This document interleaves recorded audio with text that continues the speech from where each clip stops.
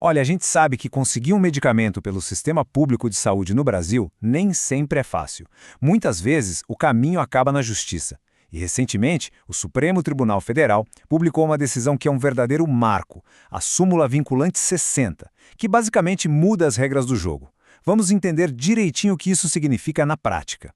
Pois é, o que o STF tentou fazer foi botar ordem na casa. Porque a situação, vamos ser sinceros, era bem caótica. A gente tinha regras que mudavam de um lugar para o outro, o que gerava uma insegurança enorme para os pacientes e, claro, sobrecarregava os tribunais. O objetivo agora é criar um padrão, uma regra clara para todo o Brasil. Então, para quem está nessa situação, precisando entrar na justiça para conseguir um tratamento, é mais do que essencial entender o que mudou. E acredite, a mudança foi grande.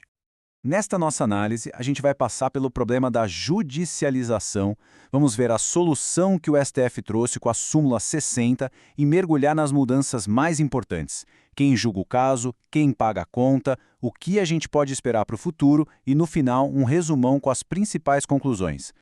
Vamos começar pelo começo, né? Para entender a solução, primeiro a gente precisa entender o problema. Vamos falar sobre esse fenômeno que ficou conhecido como a judicialização da saúde aqui no Brasil. A nossa Constituição diz que a saúde é uma responsabilidade de todo mundo, União, estados e municípios. Só que na prática, essa responsabilidade compartilhada virou um problemão. O paciente podia processar qualquer um dos três, e aí virava uma confusão. Quem tinha que dar o remédio, quem pagava por ele. O resultado era um sistema totalmente imprevisível e uma montanha de processos nos tribunais. E foi justamente para tentar arrumar essa bagunça que o STF criou a Súmula Vinculante 60. Dá para pensar nela como um novo manual de instruções, um guia para todos esses processos de saúde. E o que significa súmula vinculante? Pensa assim, é uma regra que tem força de lei para todo o sistema de justiça e para a administração pública. Nenhum juiz pode decidir diferente.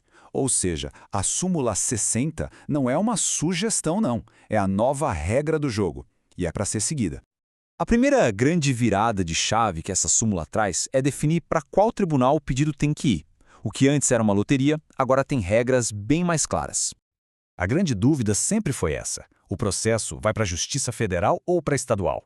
A resposta, que agora está bem mais definida, depende de alguns fatores bem importantes.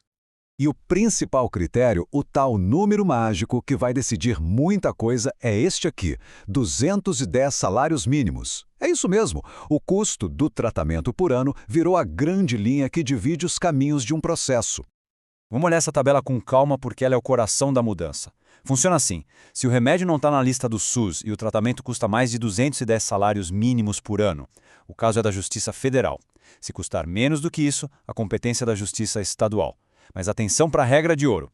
Se o medicamento não tem registro na Anvisa, aí não importa o preço, não tem discussão.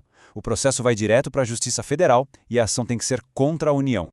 Beleza, já sabemos quem julga. Mas é a outra pergunta de $1 milhão. Depois que o juiz dá a sentença, quem é que paga a conta no final? A lógica de pagamento agora ficou bem mais amarrada. Olha só, se o caso foi julgado na Justiça Federal, a conta é toda da União, 100%. Ponto final. Se um estado ou município adiantar o dinheiro, o governo federal tem que reembolsar tudo. Agora, se o caso ocorreu na Justiça Estadual, aí o estado ou município paga primeiro e depois a União entra com uma parte do dinheiro, um reembolso parcial. E como é que funciona esse reembolso nos casos estaduais? É um processo de 2 passos. Primeiro, o estado ou a cidade vai lá e cumpre a ordem do juiz, compra o remédio. Depois, eles pedem o ressarcimento para a União. Esse dinheiro vem por um sistema chamado fundo a fundo, que é basicamente uma transferência direta entre as contas da saúde dos governos. E esse gráfico aqui ajuda a gente a visualizar os percentuais. Nos casos que correm na Justiça Estadual e que custam entre 7 e 210 salários mínimos, a União devolve 65% do valor. Para algumas situações de oncologia, o reembolso sobe para 80%. E claro, como a gente já viu, nos casos federais não tem conversa. É 100% de reembolso. A conta é toda da União. Mas a decisão do STF não para por aí não. Ela também já olha lá para frente, criando novas regras para juízes e planejando um sistema digital para unificar tudo isso. E aqui, pessoal, tem uma das mudanças mais profundas, que é na forma de julgar. Antes, era muito comum o juiz pensar, bom, o paciente precisa, então o governo tem que dar. Agora o foco muda. O juiz vai ter que analisar se a decisão do governo de negar o remédio foi feita do jeito certo, se seguiu a lei. A análise sai um pouco da necessidade do paciente e vai mais para o ato do administrador público. E essa mudança de foco joga a régua, lá para cima para quem entra com o processo. Não adianta mais só levar a receita e o laudo do médico. Agora vai ser preciso comprovar com ciência de ponta, a gente está falando de ensaios clínicos, de estudos sérios que aquele tratamento funciona e principalmente que não existe outra alternativa disponível no SUS. E para organizar essa nova realidade, está vindo aí uma plataforma digital nacional. A ideia é que ela centralize tudo, desde o pedido administrativo até o judicial. A porta de entrada vai ser a receita eletrônica. A própria plataforma já vai dizer quem paga e quem entrega o remédio. E para dar mais transparência, vai ser possível consultar os dados por CPF ou pelo nome do medicamento. E, um ponto fundamental, vai exigir um acompanhamento médico contínuo para ter certeza que o tratamento está sendo seguro e eficaz. Bom, depois de tudo isso, vamos amarrar as pontas e resumir o que realmente importa dessa nova decisão do Supremo, o que fica de mais importante para a gente.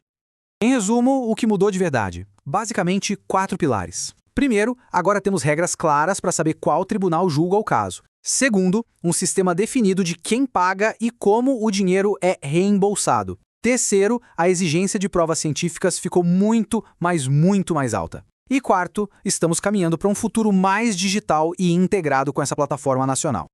No fim das contas, a grande pergunta que fica no ar é: toda essa nova estrutura vai trazer a ordem e a eficiência que tanto se espera? Ou, na prática, vai acabar criando mais barreiras e mais burocracia para o paciente? Uma coisa é certa: a súmula 60 vai definir os próximos capítulos do acesso à saúde aqui no Brasil.